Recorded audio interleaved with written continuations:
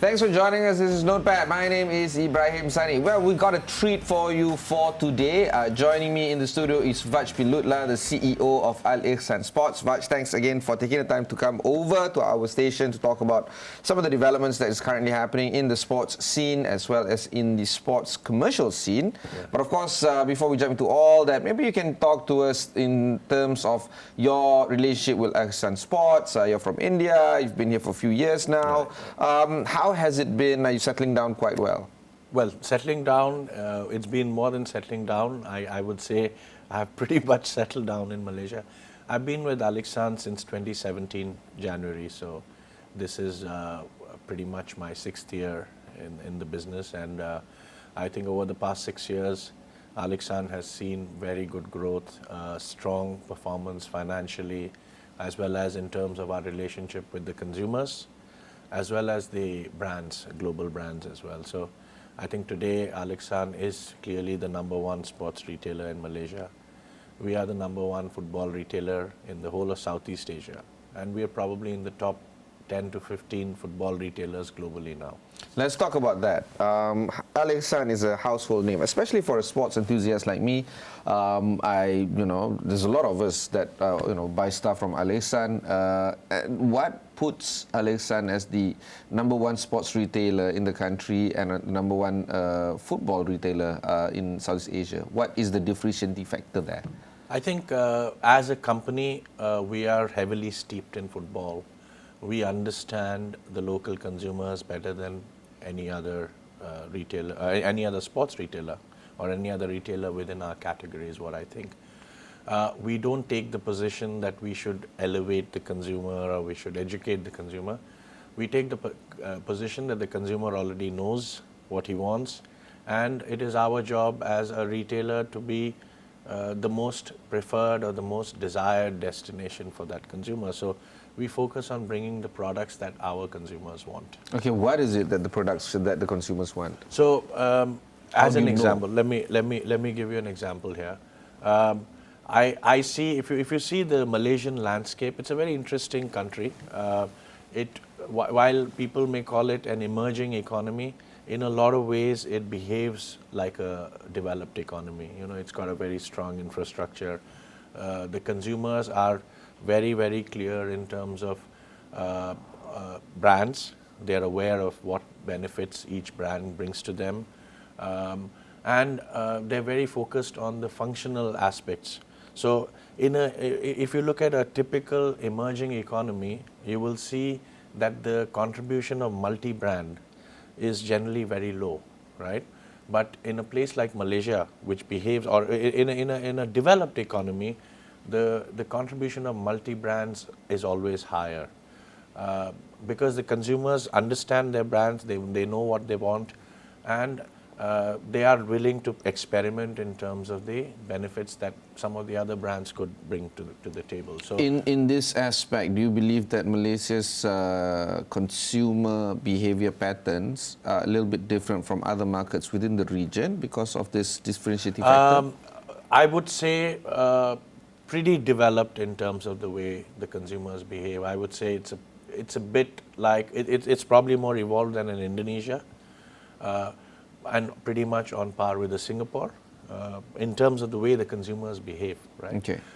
The other interesting aspect from what I see about Malaysia is, unlike in India where I come from, where the middle class is really what is expanding, I think in Malaysia the consumer targeting has to be very, very clear.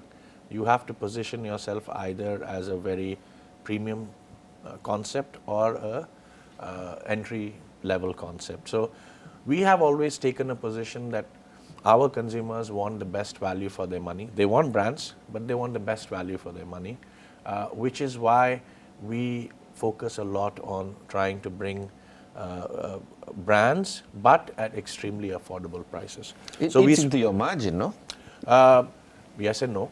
I mean, if you look at the way our business economics is built, we spend a lot of our time in curating products from known brands, but we do our negotiations in terms of what the price point should be. We work very closely with the global brands, I spend quite a bit of my time globally going to the headquarters of quite a few brands to really determine what the kind of products that I should bring in, what kind of price point. So it's always a conversation that we have.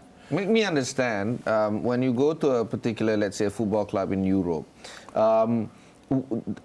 you know, if I go to their, you know, I'm a Chelsea supporter, I go to the Chelsea mega store, one shirt is £300, and I have to live with that. Now, of course, I'm a Chelsea lifelong member, so I can get like 20% off, 30% off. It's still £200. And then I go here in Al-Ikhsan, and it's not £200, put it that way. How do you manage to get to that price? So these are brands themselves selling in this market, right? Because so you don't necessarily deal with the football clubs, you deal with the shirt sponsor, is that it? Yes and no. So for instance, in case of Liverpool as an example, we are the exclusive retail partners for Liverpool Football Club, which means we have the ability to bring in products other than some of the key products like a replica jersey, right? Replica jerseys we cannot do on our own, but some of our footwear we cannot do on our own, but some of the other products like lifestyle collections is something that we can work closely with the club and bring it into Malaysia. So does this mean you speak to Nike maybe? We deal with Nike as well, but in terms of the Nike LFC product, yeah, that's Nike, what I mean. Yes, but in case of the non-Nike LFC products, we deal directly with the club. And of course, this goes with other, you know, Puma, Adidas, you name it. Yes. So Puma has their own sponsorships that they work on. So what we do is we work with the brands, and we also have access to some of the football clubs locally as well as globally that we work with. So when we work with the brands, we always talk in terms of what is right for our consumer. Most of the brands actually offer us products or a product architecture or an assortment which is right for our consumer. Okay. And our consumers being, entry to mid-level. Yeah, I was about to get to that because you were clear on the customer segment that you're targeting, and it has been quite successful in terms of economic gains that you have gotten from this particular segment, and it's also important for you not to stray away from this consumer segment. Talk about channel distribution. Online isn't a big thing for you right now. Can you tell us why? I think it's a function also of the category itself. I mean, if you see, not just in Malaysia actually. By the way, sorry to interrupt, I'm a big online buyer. When I want to buy sports attire or whatever, I will go to an Al-Ikhsan Sports. I just don't know why. I don't know why. So I think I have a 11-year-old boy. Same thing. You have answered your own question here, because this is, see, like I said, I don't believe that we are in the business of educating consumers. I think we are in the business of serving consumer needs, and if we can do that well, we'll continue to grow. Yeah, I know what I want. I don't need to explore. Absolutely. Sorry, if I go to Decathlon, for instance, I am exploring. I can tell you that. Yes. I need to look at the possibility of finding, the kit or whatever. But and it's a massive range of products. It is. Yeah. So I find time, exploring. Right. But for Al-Ikhsan, it's normally get in, get out. Absolutely. It's I mean, there are consumers who do spend a lot of time, but I would say you do fall under the bulk. The bulk of the consumers who know precisely what they're looking for.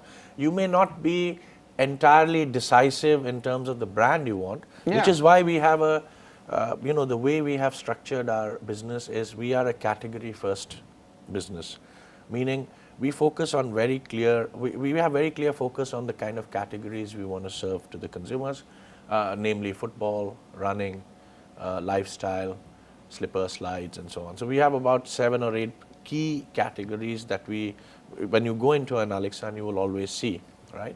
And the size of the category mix within the store is structured or based around the catchment. So our understanding of the local catchment is very, very important, right? We need to get that right. So I always like to say that we are not. I wouldn't classify us as a destination for sport. I think we are more like uh, a place where consumers want to go and for everyday sports, right? One And to thing- me, that is the moment a retailer goes from just being a mere destination to coming into an everyday basket is when the business really starts to grow, in my view. Okay, so So it becomes like an essential. If I go to a boutique store of, say, Adidas or Nike or Lululemon, and I see the majority of the shoppers are women, and I go to Al-Ikhsan, I see mostly men. Is that by design? I don't think it's by design. Obviously, you're right. Almost 80% of our consumers are men, and I hope that over the next few years, we are able to, get more women consumers. That also brings us back to the kind of product that we have. Yeah. Is it because of the lifestyle that Malaysian women has, or? But I refuse to believe that because they're very active. I think it's also some. For me, it's an opportunity that we need to really look at and bring more women-related products into the business. We do have them, but I wouldn't say that we offer a complete range yet. So, in business, you are never able to always maximize opportunities all the time, right? You always have a journey. You need to take a journey towards getting to the destination that you want to get to. So ultimate destination is that we want to have, we want to be a place where males and females and of course kids come. Right now, it's a bit like a family. We have like a family concept where I think it is more geared towards males than females at this point in time. Okay, we'll go for one short break before we continue on our conversation with Al-Ikhsan Sports. We'll be right back after these messages.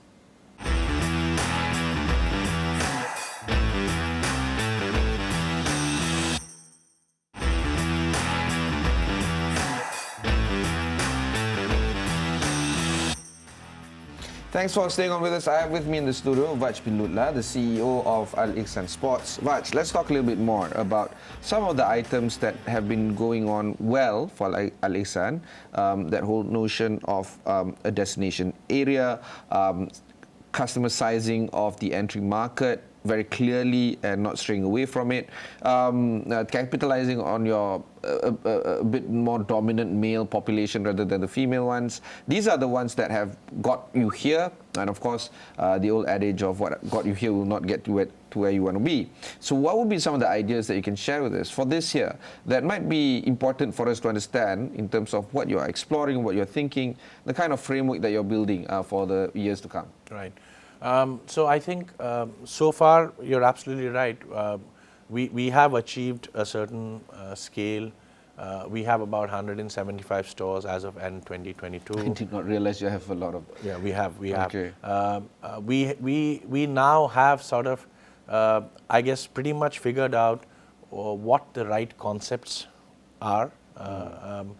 So as an example, within Al-Ikhsan Sports, we have a category A concept which allows us to get into the malls, which is called Al-Ikhsan Sports. We have a concept called Al-Ikhsan Sports Warehouse, which is an average size of 2,400 square feet, which allows us to get deeper into the tier 2, tier 3, where we focus a lot on extremely affordable products. We have a concept called Football Republic. Football Republic is, as the name suggests, is a football specialty concept, and the focus there is to serve football fans in Malaysia.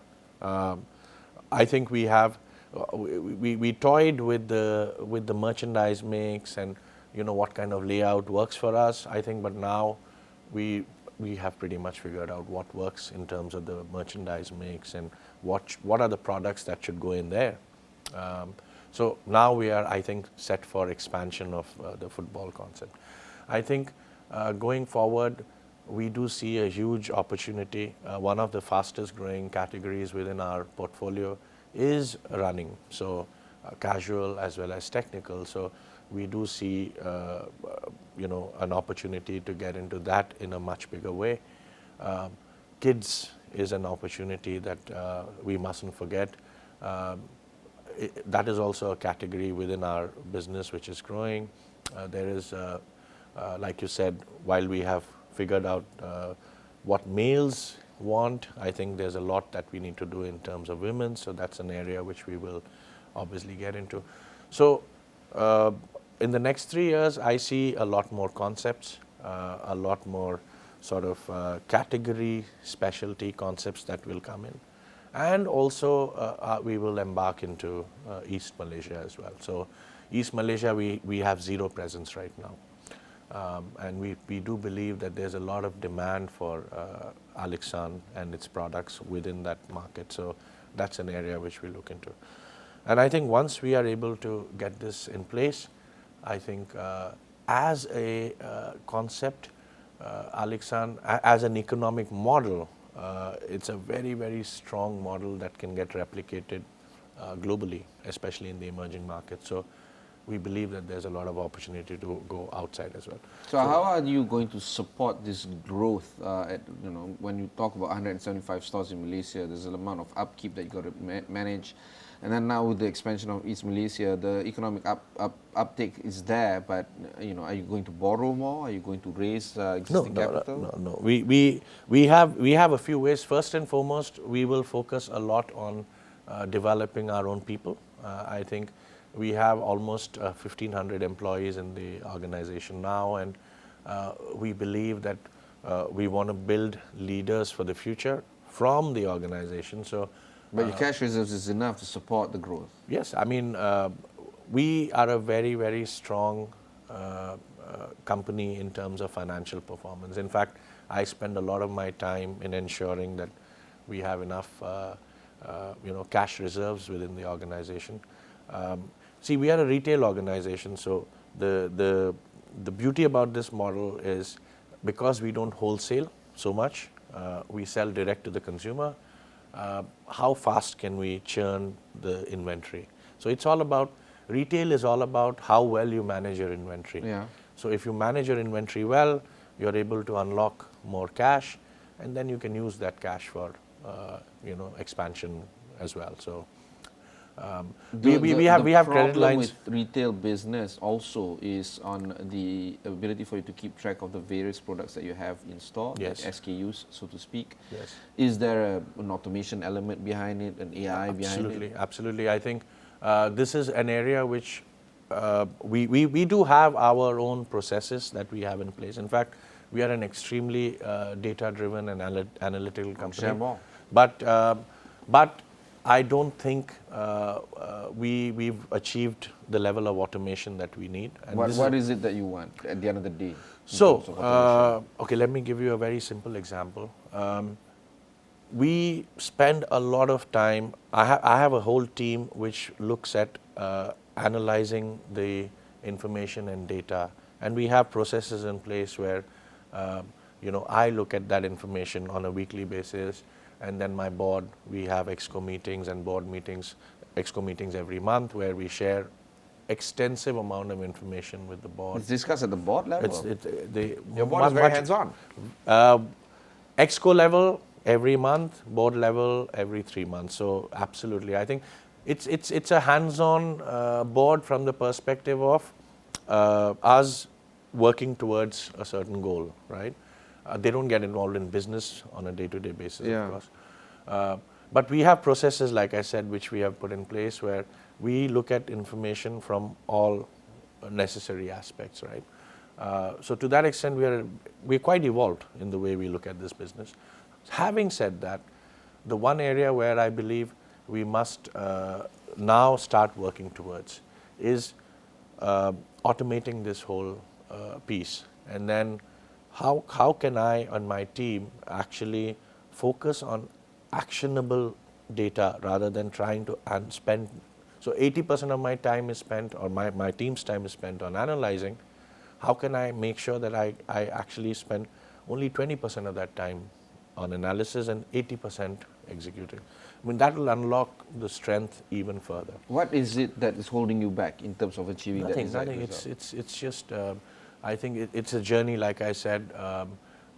This is an area which we will be putting in place. So we Would that require a lot of investment, money? it does require investment, but it's not something that the company cannot do, right? I think whenever you're running a business, you have a set of imperatives and a set of processes and investments and initiatives that you look at.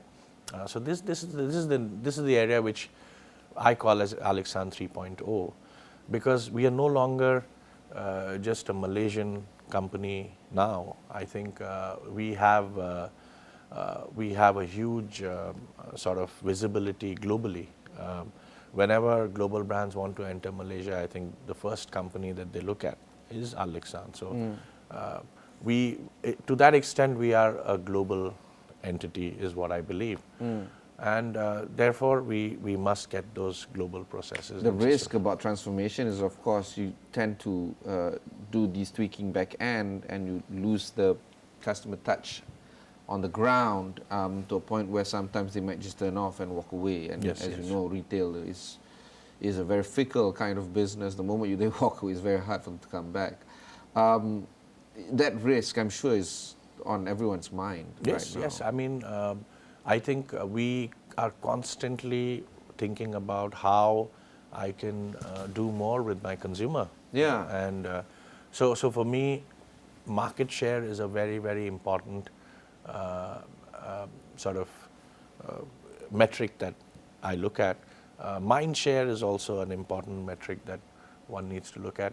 And, we need to make sure that we are constantly getting closer and closer to the consumers, which is why we spend a lot of time in, engaging with local communities. And for that, we have a brand called AL.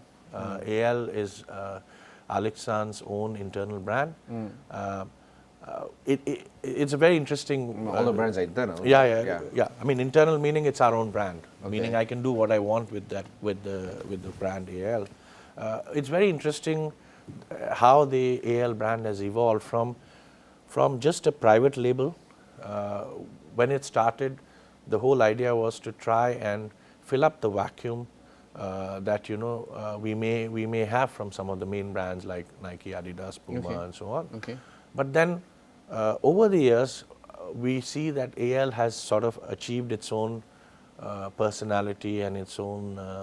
It's for me now a vehicle to actually engage with local communities even more, which means it's going beyond just filling up vacuum, but it's actually a brand in itself. A vehicle for you to target or explore Yes. some of the new segments. In fact, that leads me to the two further conversations that I want to have with you. We don't have much time left. The first is targeting new segments. Is that a real, I guess, business agenda on the board of Al-Ikhsan right now? So we talked about how I think we need to do more when it comes to women consumers. I think AL is a perfect vehicle for that. I see that now. Yeah. Yeah. We also talked about how we need to do more when it comes to kids. Again, AL is yet another.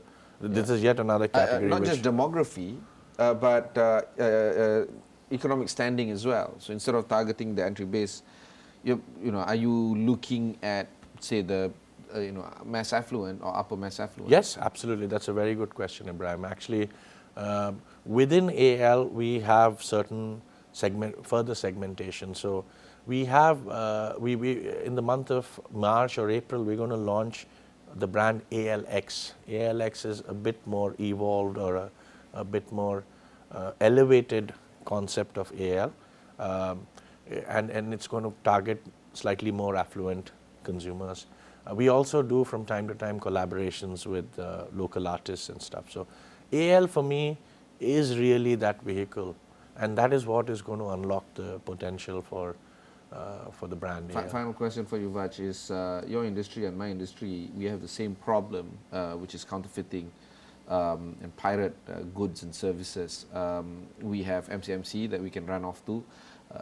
How are you combating piracy in your industry?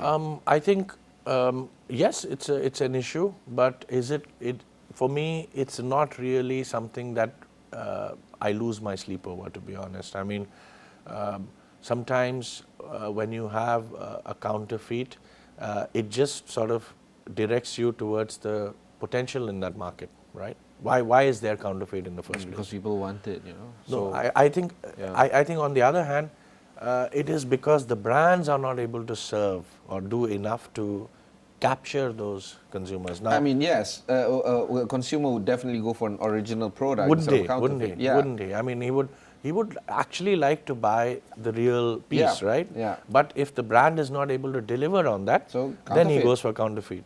So what if the brand is actually able to deliver on that? So my focus is always in terms of not worrying about, hey, there's counterfeit in the market, but I see that as an opportunity to do more. And that's again another thing that I do with my licenses like Umbro and my internal brands like AL. Use that brand to deliver more quality, and so quality is something that we will never compromise on. Okay, widening our horizon, we have 1 or 2 minutes left. Inflation is a big problem, cost of living is a big problem, wage is a big problem. All this is going to impact how people are going to go to your store and how much they buy from your stores. Is that, I guess, a pessimistic a risk that you have to look at right now? I think it's always a risk, to be honest. But I have to tell you, Ibrahim, that in our conversations, during my conversation with the board, we never talk about the economic situation, because we believe that sport is something that continues to grow and will grow. I mean, people want to play sport, right? So we want to make sure that Al-Ikhsan is always there, close to the consumer and giving what the consumers want. So like I said, we want to move away, or we have successfully moved away from just being a preferred retailer to becoming an important part of the consumer's daily basket. Now, once that happens, then it's very difficult to dislodge you, right? It's important. So this is the journey that I believe we've successfully made over the past 5 to 6 years. And because of that, you see more of Al-Ikhsan Sports stores coming up, you see more brands joining us, and you see more activations and more sort of marketing that happens. So Yeah. we must focus on the consumer. We are a consumer-centric business, and as long as we continue to understand them, we continue to offer what they want, I think it's difficult to dislodge us. Yeah. Well, I'm a customer of yours, definitely. That was Vach Pillutla, the CEO of Al-Ikhsan Sports. If you want to learn more about the kind of conversations that's happening here, head on to astroawani.com. There are plenty of resources that can be found there. My name is Ibrahim Sani. Catch you in the next one. Thank you.